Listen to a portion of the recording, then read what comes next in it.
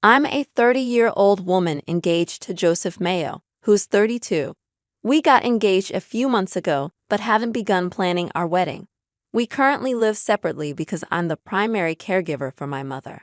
My parents divorced a few years back, and ever since, I've taken on the role of taking care of my mother. It's not because she's old or physically incapable. Rather, she's never worked a day in her life and doesn't earn her own income. I'm the sole breadwinner of the family, and despite a less than ideal upbringing marked by my mother's narcissistic tendencies and strict standards, I can't bring myself to leave her alone. Recently, my sister Maria, who is 37, faced some marital troubles. She called our mother in tears, explaining that her husband Carl, who is 40, had kicked her out of the house, and they were heading for a divorce. Maria was devastated and unable to speak through her tears when she reached our home. After calming down, she revealed that her husband was furious about her spending habits, despite the fact that she's a stay-at-home wife with traditional gender role expectations. Despite Carl initially accepting these arrangements, the rising cost of living led to arguments between them. Maria dipped into their savings to splurge on unnecessary luxury items and services, leading to the final straw.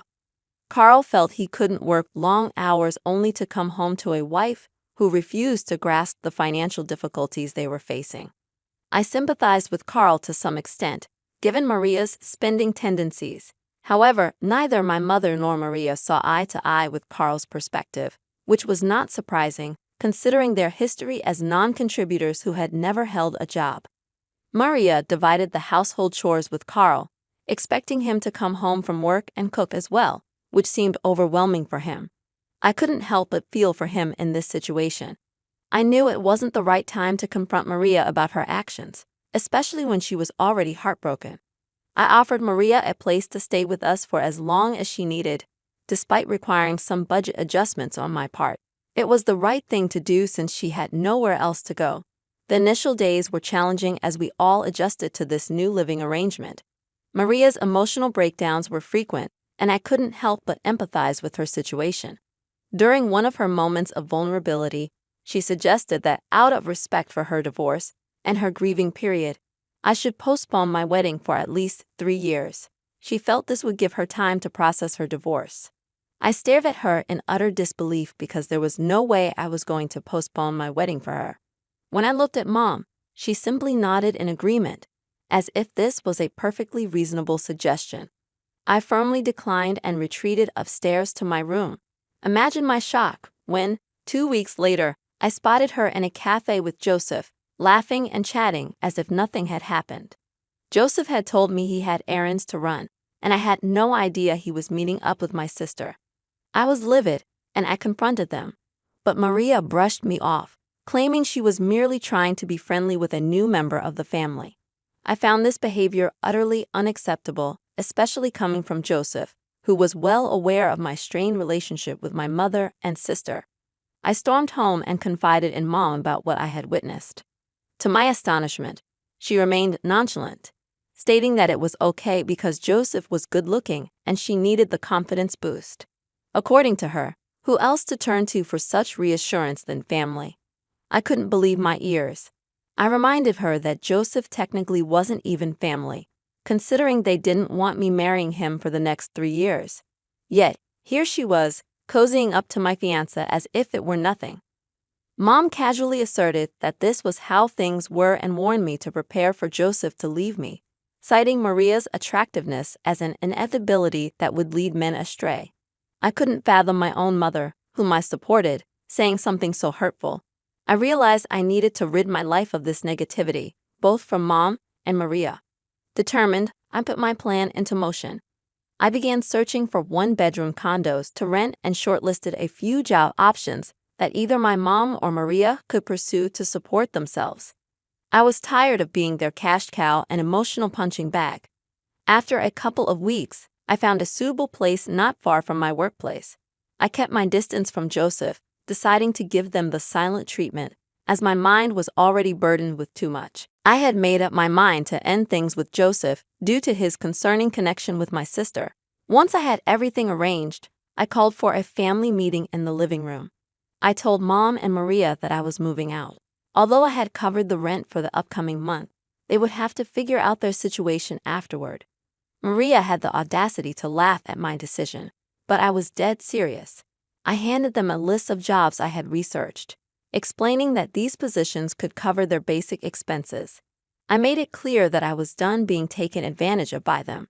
All they did was take from me, offering no emotional support in return. My mother reacted hysterically, yelling and breaking things, labeling me a monster and a terrible daughter for doing this to them. I stood my ground, stating that if I was a monster, so be it. I was done catering to their needs. I felt liberated, even though I knew this drastic step was necessary. I questioned if I was being too harsh on my mother and sister, but I couldn't shake the feeling that I needed to cut ties with them. Joseph finally called me, puzzled about my cold demeanor. I shared my new address and updated him on the situation.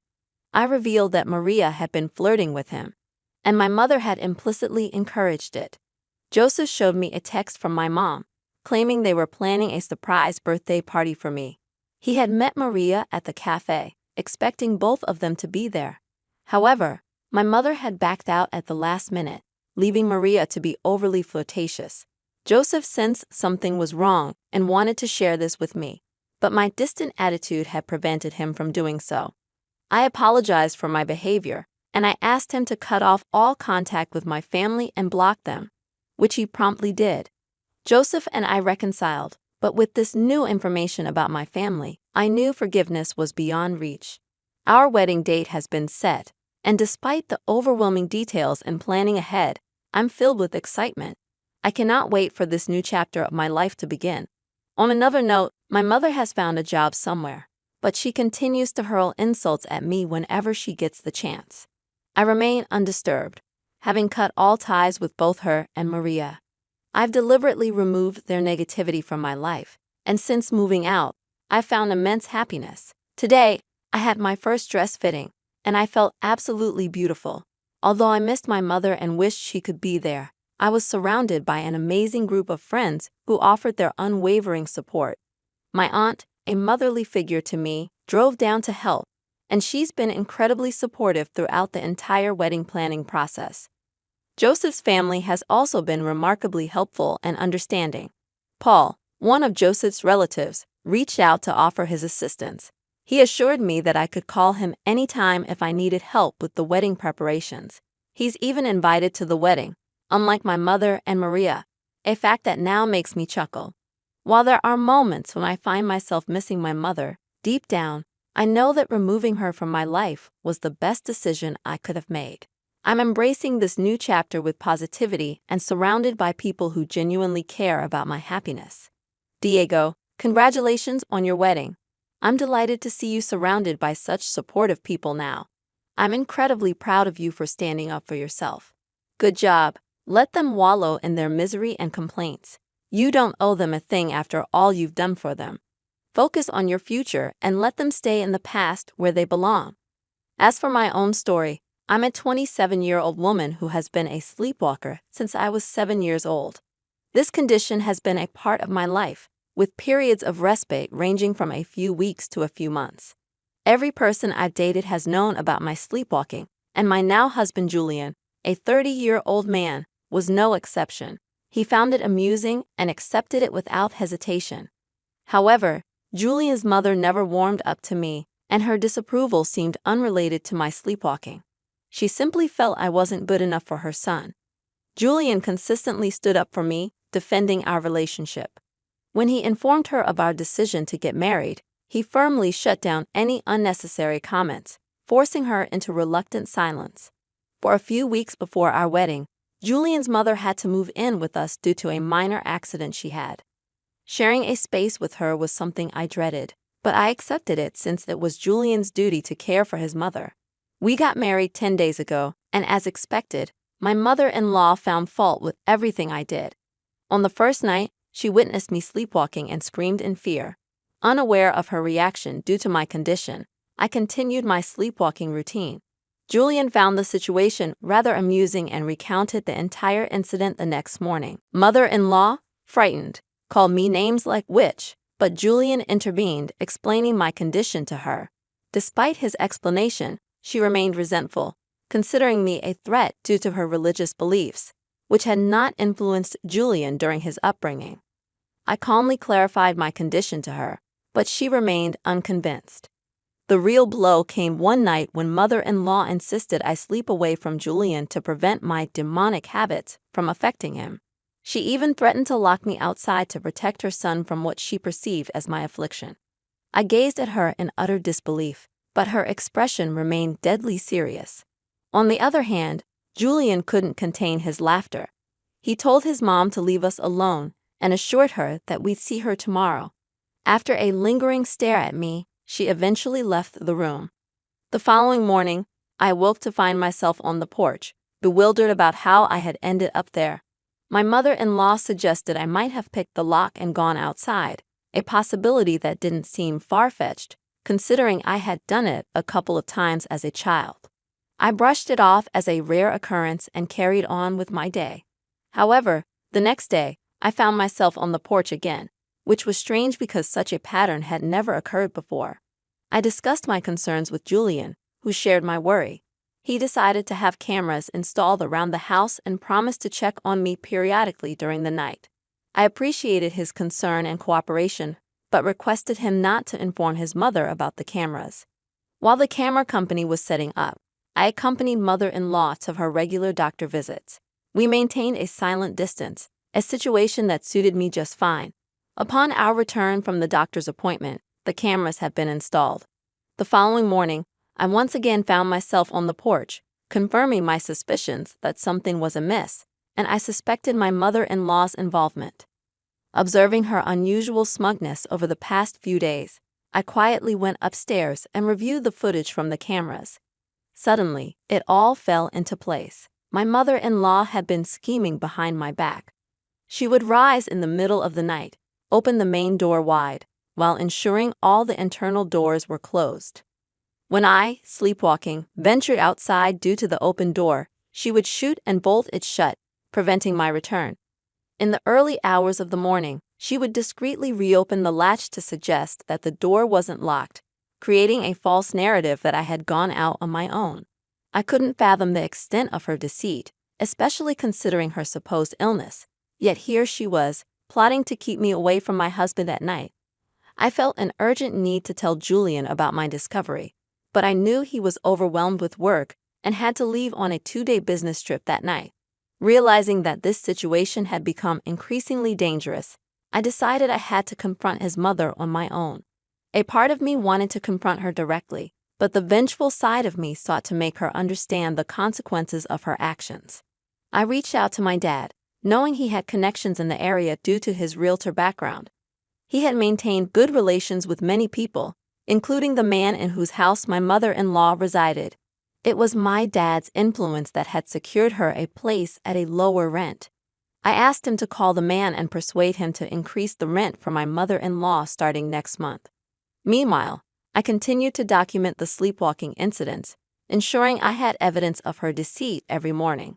When Julian returned home, I revealed his mother's actions to him. Initially, he was skeptical, but after viewing the recordings, he became furious. He confronted his mother, informing her that she was no longer welcome in our home.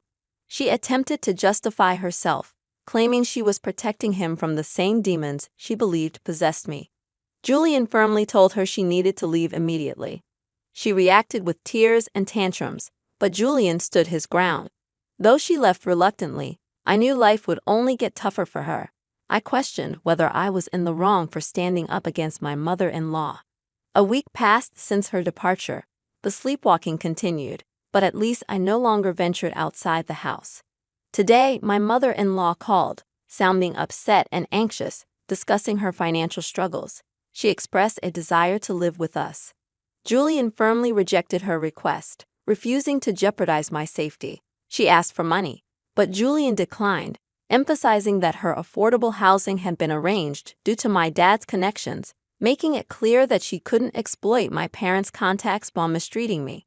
Eventually, she said she wanted to apologize to me, but I told Julian that I had no interest in her drama and requested her to leave me alone. I'm not concerned about how my mother-in-law plans to arrange the money.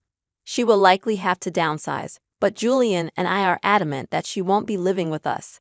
She has moved to a smaller place, which is thankfully further away from us. However, she has completely vilified me, spreading negative comments about me on Facebook.